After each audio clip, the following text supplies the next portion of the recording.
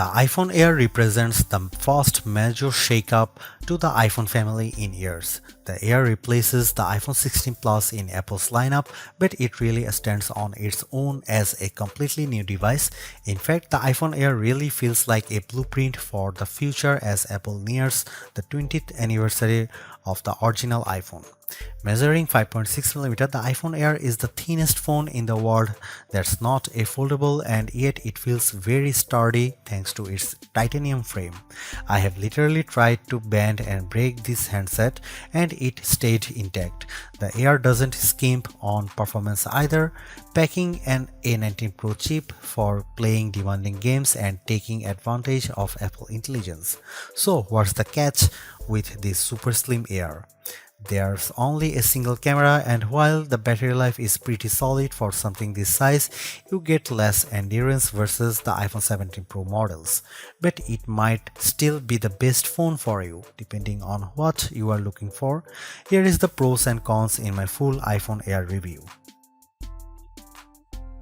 The iPhone Air starts at $1,000 for 256GB of storage. That's $100 more than the iPhone 16 Plus, but Apple is betting that you will be willing to pay a premium for a phone that's this slim and portable. There is just one problem. The iPhone 17 Pro starts at $1,099, which is just $100 more for a phone with triple cameras, a bigger battery, and an A19 Pro chip with an extra GPU core and vapor chamber cooling for better sustained performance. So you should really think about whether this stunning design is worth it. The iPhone Air has a release date of September 19. The iPhone Air is so thin and light that you are worried for its safety when you see it from across the room, but you will feel reassured when you put it in your hands. Measuring just 5.64mm thin, the iPhone Air edges out the Samsung Galaxy S25 Edge for the thinnest phone we have tested. The Air is so thin, in fact, that you might forget it's in your front pocket. Well, the whole device isn't this thin. The plateau or camera bump runs across the top of the device and jutes out. At least it doesn't wobble on a table when you press down. Apple purposely crammed all the major components into this area to make room for a larger battery down below. The iPhone Air comes in sky blue, cloud white, light gold, and black.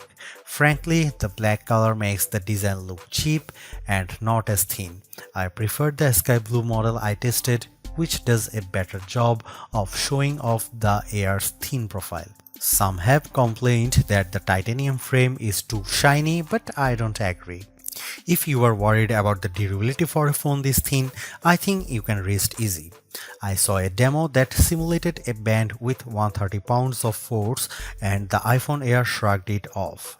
To further fortify the iPhone Air, Apple equipped the phone with a Ceramic Shield 2 display with 3x the scratch resistance of the previous technology and the Ceramic Shield back that's 4x more crack resistant than glass. It is worth noting that the iPhone Air has a single speaker integrated into the earpieces compared to dual speakers for the iPhone 17 and 17 Pro series. During my testing, the Air's speakers got plenty loud when listening to Apple Music, but it did sound tiny at max volume. Some have shared in our YouTube interview with Apple on the iPhone Air that they wish that this phone came in a mini size. I say there is no need, you get the best of both worlds with this device, a large 6.5-inch display in a very pocket-friendly size. And it's a pretty damn good ProMotion screen too, with a rated maximum outdoor brightness of 3000 nits, a 1 to 120Hz refresh rate, and anti-reflection tech built in. Outdoors, I put the iPhone Air up against the Galaxy S25 Edge, playing the same Begonia trailer, and Emma's tone looked brighter, plus there was less glare. The iPhone Air didn't perform quite well as in our lab testing, covering less of the DCI-P3 color space and turning in a slightly worse Delta E accuracy score. The iPhone Air features a single 48 megapixel fusion camera with 2x optical quality zoom. No telephoto, no ultra-wide, but it is a pretty strong performer based on my testing. Just don't expect much more from the 10x digital zoom. The iPhone Air does bring some cool new camera features to the table that are also available on the iPhone 17, 17 Pro and 17 Pro Max. This includes an 18 megapixel center stage front camera that leverages a square sensor to let you shoot landscape selfies without having to flip the phone in your hand. Here are some camera samples of the new iPhone Air.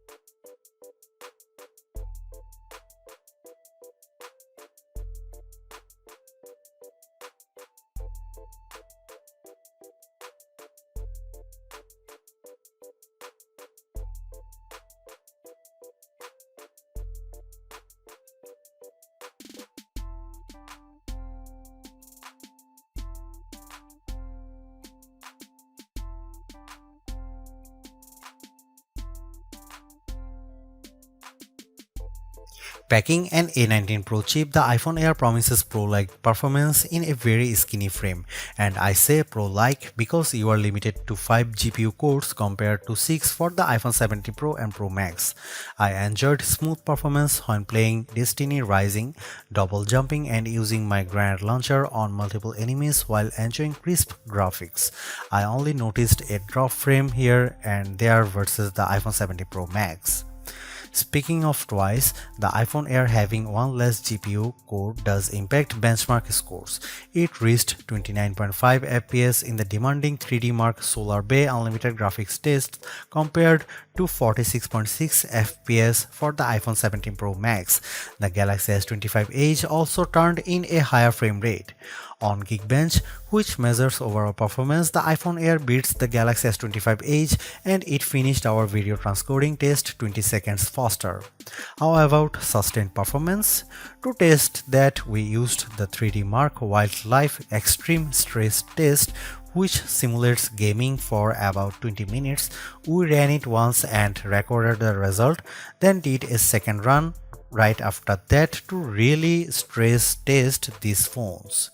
The iPhone Air performed quite well, with stability score that beat the Galaxy S25 Edge by a fair margin in both rounds.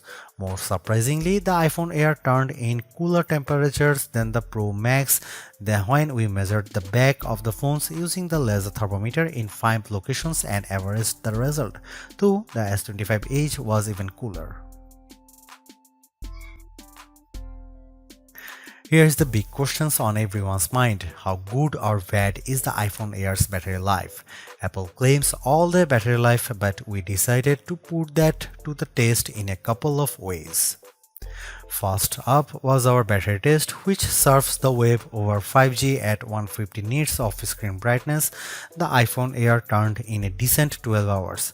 That's nearly a half hour better than the Galaxy S25 Ultra, and the regular iPhone 17 lasted 45 minutes longer. However, the iPhone 17 Pro Max lasted over 5 hours longer than the iPhone Air, so if you really care about endurance, the choice is clear. I also compared the iPhone Air's battery life versus other phones when streaming the same YouTube video over Wi-Fi for 5 hours at 50% screen brightness. The iPhone Air was down to 81%, which is better than the Galaxy S25 Edge's 67%. Note that Apple sells a $99 MagSafe Battery Pack for the iPhone Air that's designed to deliver 65% more power. The iPhone Air puts most of its components in the plateau towards to the top of the device, and this is the area that got fairly warm during my testing. For example, after playing Asphalt Legends for 10 minutes, I measured this area and it got as hot as 106 and 109 degrees.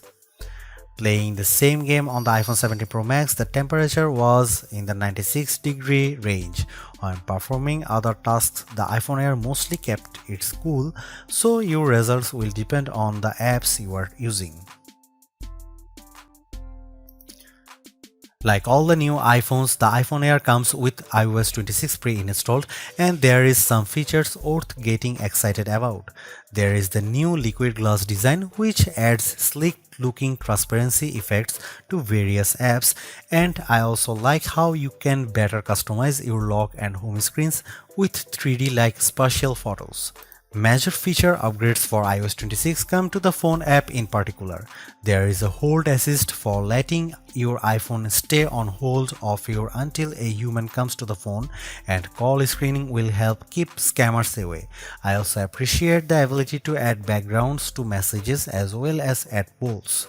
Apple Intelligence just isn't that exciting right now as we wait for the new Siri to be fully backed coming in 2026, but there are some noteworthy AI upgrades. For example, with visual intelligence, you can easily look up anything in a screenshot via Google, such as that new pair of shoes that caught your eye, and you can also ask questions about whatever on your screen via ChatGPT.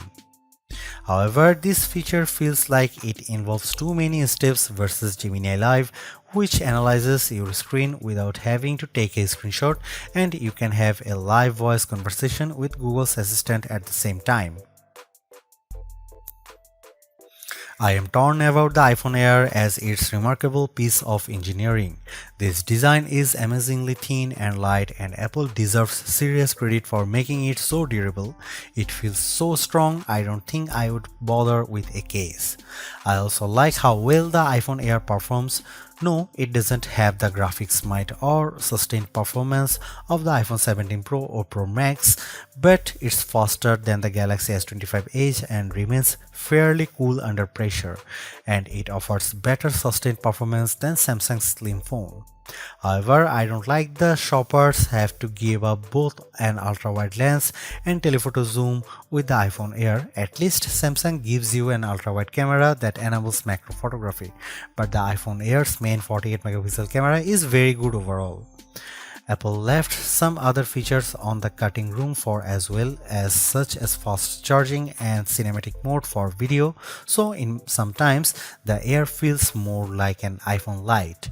Overall, I think the iPhone Air is worth buying for those who want a super slim phone that's very easy to carry, that doesn't sacrifice too much on performance, but you will have to live with some trade-offs if you want something this compact.